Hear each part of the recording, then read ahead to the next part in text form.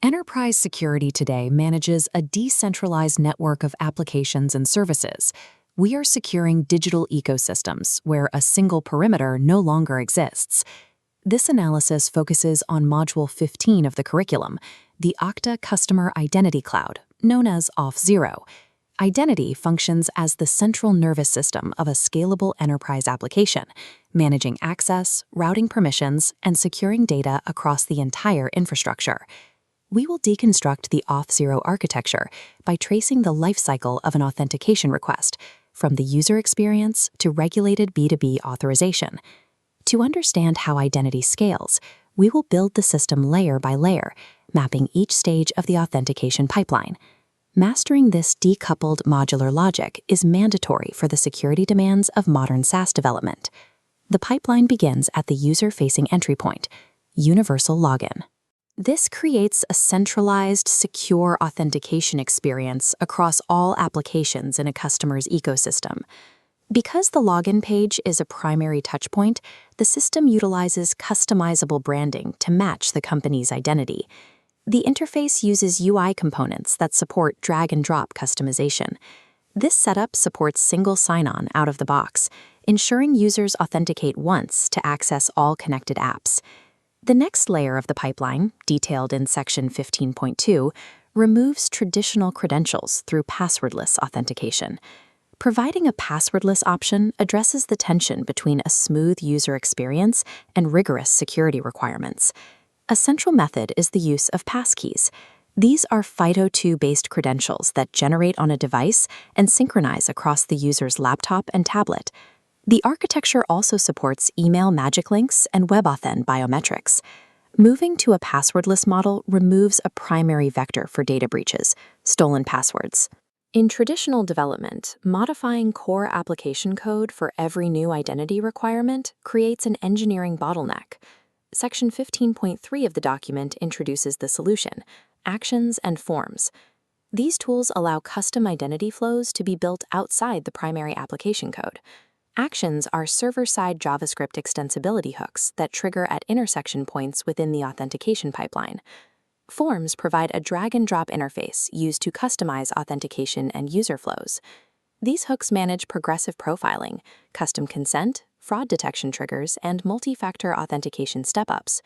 Because the logic is decoupled, developers can adapt security protocols without redeploying the main application. Implementing these specific server-side extensibility hooks requires direct engineering experience. The Askmeidentity IAM training program provides a guided learning path for professionals who need to build and implement these architectures. Basic role-based access control fails under the weight of B2B scaling and autonomous AI agents. Section 15.4 details the transition to fine-grained authorization, or FGA. This system is built on OpenFGA, a CNCF incubation project. Because it relies on an open standard, it avoids vendor lock-in. This comparison shows the shift to relationship-based access control, mapping permissions at a granular node-to-node level.